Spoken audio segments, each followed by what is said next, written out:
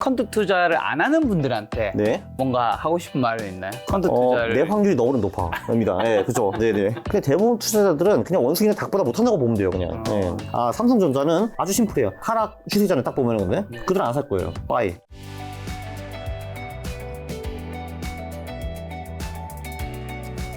매수 외도 타임과 관련해서 수익률이 높은 경제 지표는 혹시 또 다른 게 있을까요? 경제 지표. 예를 들면은 그 미국 인플레이션이 석 달 연속으로 떨어지면은 그게 보통 좋은 시그널일 경우가 이제 많았고요. 그리고 사실 경제 지표는 이제 매수 시그널보다는 매도 시그널을 쓸 수 있는 경우가 좀 많은 것 같아요. 예를 들면은 하이 일드 스프레드라는 게 있거든요. 이제 하이 일드 스프레드는 미국에서 신용이 좀 높은 회사의 채권과 신용이 낮은 회사의 채권의 수익률 차이라고 보시면 될 것 같아요. 그 두 개, 그러니까 이제 신용도 높은 회사, 낮은 회사의 장기 채권의 수익률 차이. 그게 경기가 좋으면 보통 2, 3% 정도인데, 이게 이제 경기가 불안할수록 그 스프레드가 올라가기 시작하죠. 왜냐하면은 신용도가 낮은 기업도 실제로 망할 수가 있기 때문에. 그래서 보통 5%, 6%, 7% 넘어가면은 경기 상황이 매우 안 좋기 때문에, 그때는 아예 투자를 안 하는 것도 한번 고려하는 게 방법이에요. 네, 그게 이제 괜찮은 방법이고. 그리고 이제 환율 같은 경우는, 네, 환율과 관련해서도 뭐가 있나요? 네, 매수 타이밍으로 쓸 수 있는 게, 이거는 이제 박세익 대표님의 아드님이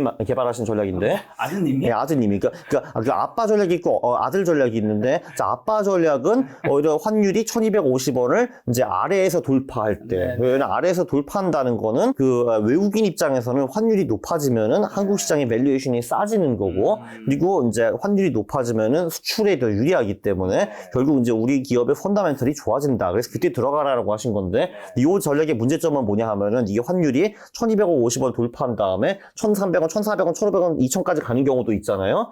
그때는 주식이 미친 듯이 떨어지기 때문에 초창기에 30% 이상 손실이 날 경우가 있었어요, 이게. 제가 돌려보니까. 자, 근데 아드님은 어떻게 하는가? 일단 환율을 오르기 냅둬. 이제 오르기 쳐 냅두잖아요. 이번 같은 경우는 1400원절이 어디까지 갔잖아요. 1440. 그렇죠. 여기까지 갔잖아요. 여기가 갔어요. 그 다음에 이제 그때 되게 불안했어요. 이게 언제냐? 이거 10월인가요? 네, 10월입니다. 공교롭게 이것도 10월이네. 오케이. 그래서 이때 막 이게 나왔거든요. 뭐 킹달러가 어쩌고 1,500원, 2,000원은 가네. 뭐 2,000원 갈 수밖에 없다. 이런 얘기가 나왔거든요. 안 가더만 보니까. 예, 그래서 이제 달러가 계속 오른다는 거는 이게 이제 불안하다는 거잖아요. 근데 이제 불안감이 어느 정도 해소가 돼서 다시 1250원 밑으로 내려올 때 매수하는 것이 좋은 타이밍이다라고 아드님 말씀하셨는데 그게 조금 더 투자하기가 쉬워요. 예. 왜냐면 이게 무릎에 사서 어깨에서 판다고 하는데 이 무릎도 내려가는 무릎이 있고 올라가는 무릎이 있거든요. 올라가는 무릎이 투자하기 훨씬 더 쉽습니다. 왜냐면 내려가는 무릎에 샀다가 내가 이게 무릎인 줄 알았는데 알고 보니까 무슨 허리였어요. 근데 그럼 저 밑에까지 또 내려가면은 얼마나 힘들겠어요, 그게. 그죠? 네. 작가님 같은 경우는 사실 네. 뭐 어떤 다른 여러 가지 분석을 한다기보다 기존에 있었던 데이터들을 가지고 네. 통계치 데이터를 가지고 그때 수익률이 높았던 것들 위주로 이제 조합을 해서 투자를 하는 거잖아요. 맞아요. 그리고 기본적으로 이제 투자에 유의미한 지표들이 상당히 많이 있거든요. 그럼 이제 그 지표들을 긁어 모아가지고 이 지표들 중에서 그러니까 상당 부분이 상승장을 가르치면은 이제 당연히 배팅을 크게 하는 거고 얘네들이 전부 다 삐걱거리면은 이제 빠이빠이 하는 거죠. 네. 그럼 이제 컨트 투자하시는 이제 작가님은 컨트 투자 이제 안 하시는 분들한테 가장 많이 받는 비판은 좀 뭐라 생각하시고? 비판이요? 네, 비판 같은 건 당연히 어떤 투자법이든 받을 수 있는 거니까.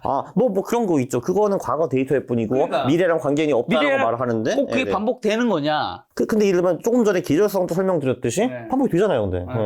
네. 그리고 이게 이제 이런 거거든요. 이거 반복이 100% 되는 거는 아무것도 없어요, 근데. 근데 솔직히 60, 70%만 된다 하더라도 나는 돈을 벌 수 있거든요, 그걸. 왜냐면 60% 돈을 벌고 30, 40% 돈을 잃는다 하더라도 아주 심플하게 말해서 이제 버는 것과 이제 깨지는 돈이 똑같다라고 하면 저는 벌거든요. 그냥 2번 벌고 1번 깨지잖아. 2번 벌고 1번 깨지고 2번 벌고 1번 깨지면 퍼는 거지. 네, 그쵸. 근데 그거 안 되는 한 번, 그러니까 이제 왜 30%가 안 되잖아요. 그때 이제 비판이 많이 올라요. 너 틀렸네 뭐 하면서 근데. 예. 근데 저는 제가 틀렸다고 보지 않거든요. 난 늘 말하거든요. 야, 내 확률이 60, 70%라고. 예. 그래서 지금은 그 60, 70%가 아닌 구간이다라고 말을 하죠. 네. 작가님은 컨트 투자를 안 하는 분들한테 네. 뭔가 하고 싶은 말은 있나요? 컨트 투자를 내 확률이 너무나 높아입니다. 예, 그죠. 네네. 아주 심플합니다. 죄송합니다, 진짜. 네네. 농담이 아니고요. 네네네. 그런 거 아마 많이 보셨을 거예요. 여기 이제 인간과 원숭이가 배틀하면은 원숭이가 이긴다. 아, 이 봤죠, 네. 맞죠, 맞죠. 그러니까 실제로 그렇게 사람 대 동물 대회를 해가지고 네. 사람이 이긴 적이 한 번도 없어요, 지금까지. 그러니까 아. 한국도 그런 거 했대요. 한국도 네. 그 저기 이제 전문가들과 닭과 배틀을 시킨 적이 네. 몇 번 있어요. 근데 이제 그 첫째 주에는 닭이 이제 이겼고요, 2명한테. 네. 그리고 두 번째 주에는 한 명의 전문가가 거의 닭과 비슷한 수익을 냈대요. 그래서 이제 닭이 3승 1무로 네. 이기고 그 후에는 그 대회가 중단이 됐어요. 네. 왜냐면은 이제 좀 자존심 상하잖아요. 난 전문가인데 미래 치킨한테 진 거잖아요. 근데 네. 그러니까 제 미래는 사실 치킨 되는 거밖에 없는데 저놈한테 진 거예요. 얘가 근데 빡치잖아요, 그게. 그래서 그 대회가 중단이 됐는데 근데 실제로 그냥 대부분 투자자들은 그냥 원숭이나 닭보다 못한다고 보면 돼요, 그냥. 네. 근데 네. 원숭이나 닭보다 이제 못한다는 사실 그거는 이제 뭐 작가님이 만들어낸 게 아니라 실제로 있는 실제로 그래요. 네. 실험 데이터잖아요. 네. 그런 근데 일을 왜 발생했을까요? 그 왜 발생하냐 하면은 닭과 원숭이나 저기 이런 친구들은 그냥 랜덤으로 아무거나 찍을 거잖아요, 근데. 그래서 아무거나 찍으니까 얘가 이제 올라갈 확률도 이제 대충 50대 50이라고 보면 돼요. 또는 이게 1년 투자면은 얘가 랜덤으로 아무거나 찍으면은 오를 확률이 한 70대 30 될 거예요. 70대 30. 네, 되는데 근데 이제 인간은 생각을 하지. 예, 생각을 하는데 생각이 이제 이상하게 돌아가는 게 이제 보통 이런 거예요. 이게 투자에서 유일한 진실은 하나밖에 없어요. 뭐죠? 수익은 길게, 손실은 짧게. 그렇죠, 그렇죠. 그러니까 한마디로 우리가 아무리 노력을 해도 100% 승률이라는 걸 만들 수가 없고 우리가 아무리 노력을 해도 0% 승률도 만들 수가 없어요. 내가 정말 잃고 싶어서 작정해서 투자를 한다 하더라도 내가 매번 잃을 수가 없거든요. 그게 어쩌다 오르게 돼 있거든. 근데 지금 보면은 내가 벌 때는 많이 먹고 깨질 때는 조금만 깨지면 되는 거거든요. 자, 근데 그러면은 조금만 깨지려면은 그 결국은 손절을 해야 돼요. 떨어지는 거를. 왜냐면 이제 그래야지 큰 손실을 피할 수가 있으니까. 근데 아시잖아요. 안 하는 거 사람들이. 네, 안 하잖아요. 자, 근데 그러면은 수익 길게 가져갈 때는 되는 놈은 이제 2배, 3배, 5배 오르게 냅둬가지고 그걸 먹어야 되거든요. 근데 그거를 또 못해요. 왜냐면 대부분 사람들은 10% 20% 오르면은 수익이 다시 사라질까봐 조급해가지고 팔아버리거든요. 그래서 대부분 사람들은 수익은 짧게 손실은 길게를 몸소 아주 실현을 하기 때문에 당연히 돈을 못 벌지 이게. 네. 근데 그 원숭이나 닭은 그런 고민을 안 하거든요. 근데 그냥 사잖아요 일단은. 네, 그렇죠. 그래서 원숭이나 닭은 그래도 뭐 수익은 평균, 손실은 평균 정도는 가거든요. 근데 우리는 수익은 짧게, 손실은 길게 가잖아요. 그러니까 당연히 원숭이가 나한테 이기죠. 네, 그렇죠. 제가 저희 촬영장에 이제 오래한 강아지를 키우는데 한번 실험을 해봐야 되겠어요. 여기 한번 보여드릴까요? 아니 괜찮아요. 여기 있는데. 아니 실험으로 얘가 그거, 고르는 그거. 종목이랑 작가님 고르는 종목, 제가 고르는 종목으로. 해봐야겠다. 그거 재밌겠다고. 재밌겠다고.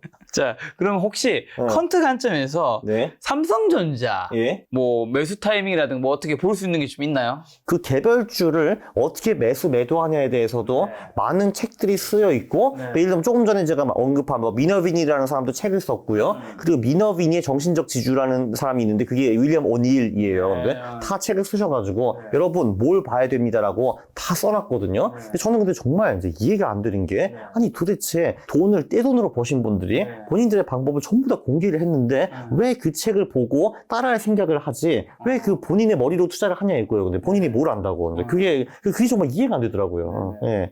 손흥민이 와가지고 저한테 축구를 가르치는 거예요. 근데 그럼 제가 축구에서 중간 정도 하려면 그 양반이 시키는 거 따라하면 될 거 아니에요. 근데 이제 꼭 이제 그 주식 투자자들은 나 혼자서 저 앞에 마당에 나가가지고 축구 연습을 하는 거예요. 근데 그거 해봤자 뭐예요. 근데 저 손흥민을 따라하는 것이 한 100배 더 빠를 텐데 효율이. 예. 그래서 이제 그런 것들을 빙의해가지고 예를 들면 뭐 이제 지금 그들이 2차 전지를 샀을까 안 샀을까 그런 고민을 할 수가 있죠, 당연히. 네. 삼성전자는 일단 이게 아주 심플해요. 하락 추세잖아요. 딱 보면은 근데 그들은 안 살 거예요. 빠이. 네, 이건 되게 심플하네요. 네, 그냥 하락 주세요. 이거 끝. 네. 언제 사요? 네? 언제 사냐? 보통 이제 그들은 일단 상승을 이렇게 한 다음에 이렇게 좀 쉬어가는 이제 소위 이제 횡보장 패턴이 좀 나와요. 그 횡보를 하다가 한 4주 이상 횡보하다가 다시 돌파할 때 그때 들어갑니다. 네, 그때 들어가요. 네. 그럼 미국에 이제 SPY랑 QQQ 있잖아요. 네. 미국의 S&P 500이랑 이제 예. 나스닥 추정한 지수인데 네. 요건 수익률 어느 게 더 좋고 어느 걸 추천하시는지랑 그다음에 혹시 요것보다 네. 더 좋은 네네. ETF도 있는지. 그 스파이와 그 QQQ 같은 경우 중에서는 저는 스파이가 좀 더 낫다고 봐요. 왜냐면은 그 장기적으로 볼 때 스파이와 QQQ의 수익률은 거의 비슷해요. 그러니까 2000년부터 한 연봉이 한 6%인가? 뭐 그 정도 나온 것 같고요, 둘 다. 근데 이제 문제는 깨질 때는 스파이가 제일 많이 깨졌을 때가 50% 깨졌고, QQQ가 80% 정도 깨졌거든요. 네, 그래서 이제 QQ와 스파이의 수익률은 비슷한데, 변동성은 스파이가 덜하다라고 이제 볼 수가 있어요. 그러면은 그렇게 스파이나 QQ를 장기 보유해가지고 소위 전보를 하는 거 추천하는가? 그거는 아니고요. 미국에서 잘 먹히는 지표는 10개월 이동평균이라는 것이 있어요. 10개월 이동평균. 그래서 이제 스파이와 QQQ가 10개월 이동평균보다 높을 때만 사고 낮을 때는 팔아버리면은 그 최대 손실이 15% 줄어버려요. 네, 50%가 아니라 이제 15% 줄여버려요. 그래서 그건 상당히 유력한 방법입니다. 네. 그때만 스파이와 QQQ를 보유하는 거. 10개월 이동평균 기준으로. 네. 누군가는 이런 이제 지수를 꾸준히 모아가는 걸 추천하기도 하는데 그건 별로 추천한 방식 아닌가요? 그거는 이제 정신 건강 안 좋죠. 할 수는 있어요. 할 수는 있는데 정신 건강이 너무 안 좋죠. 워렌 버핏은 그런 얘기 하지 않았나요? 그분은 돈이 워낙 많아가지고 상 팔 수가 없잖아요. 그러니까 지가 못하는 거 가지고 이제 그 여우가 포도 보면서 근데 마켓 타이밍 그런 거 필요 없어 이렇게 하는 거 똑같은 거예요. 이게. 그러니까 그분은 불쌍한 사람이죠. 돈이 많아서 진짜 움직이지도 못하잖아요. 이게. 근데 이제 우리 같은 이제 가난뱅이들은 그 스파이나 QQ 같은 거 몇백 원씩 사고 팔아도 티도 안 나거든요. 그거. 네. 근데 이제 그분은 그게 좀 어렵죠. 우리 형님은, 할아버님은, 네네. 워렌 버핏 존경은 하시죠? 존경하죠. 아니, 그리고 이분이 진짜 돈이 별로 없었던 가난뱅이 시절에는 진짜 수익률이 50% 미친 듯이 났어요. 1950년대 이때 보면은. 그렇죠. 근데 지금 봐봐요. 지금 10%밖에 못 벌잖아요. 이 불쌍하신 분이. 이 어마어마한 투자 실력인데도 불구하고 돈이 너무 많아가지고 연봉이 10%밖에 못 버는 거예요, 지금. 불쌍해, 진짜. 네. 그래서 조금 전에 또 하나 질문을 하셨는데, 그거 말고 또 좋은 게 있냐라고 하셨는데, 모트라는 ETF가 있어요. MOAT.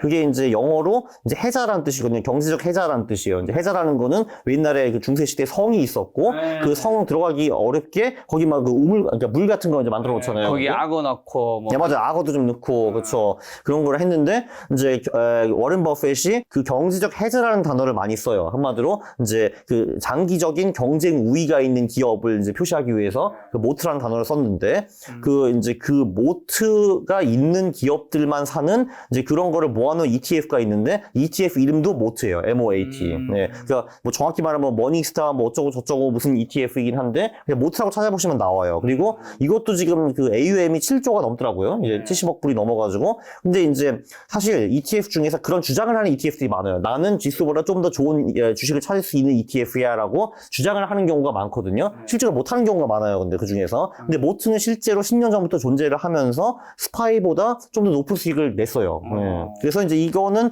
그래도 이거는 좀 말이 된다라고 이제 저는 보고 있죠. 네. 그럼 혹시 지금 같은 경기 침체기의 투자 전략은 좀 어떻게 하면 좋을까요? 경기 침체기는 저한테는 별로 이제 중요하지는 않고, 이제 5월, 10월이 온다는 게 저한테 중요해요. 그러니까 5월, 10월이 온다는 거는 저한테 굉장히 이제 좀 불편한 상황이죠. 왜냐면 제가 6개월 동안에 돈을 많이 못 벌 거기 때문에. 그건 좀 슬픈데, 몇 가지 전략들이 근데 있습니다. 저도 뭐 짤짤이를 해야 되니까 이게. 일단 그러니까 아예 귀찮다 하시는 분들은 자산 배분을 할 수가 있습니다. 그냥 이제 주식, 채권, 금을 깔아놓고, 그냥 이제 그거만 6개월 동안 보유하는 방법이 하나 있고요.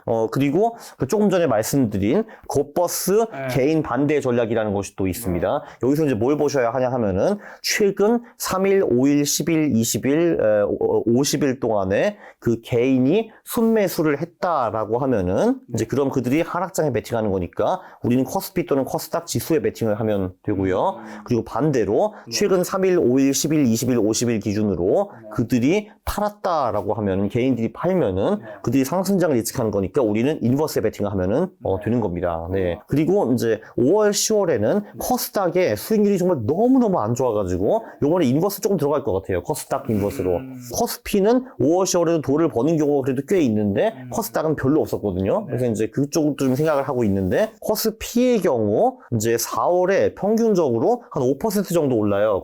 지수가. 근데 코스피가 정말 강하게 오를 경우 그러니까 10% 이상 오를 경우에는 그때는 그 모멘텀이 그 다음에 5월, 10월에도 지속이 되더라고요. 그래서 이제 4월도 좀 보고서 만약에 4월 장이 정말 좋다라고 하면은 저는 이제 5월, 10월에 코스피 이런 것도 좀 할 겁니다. 네.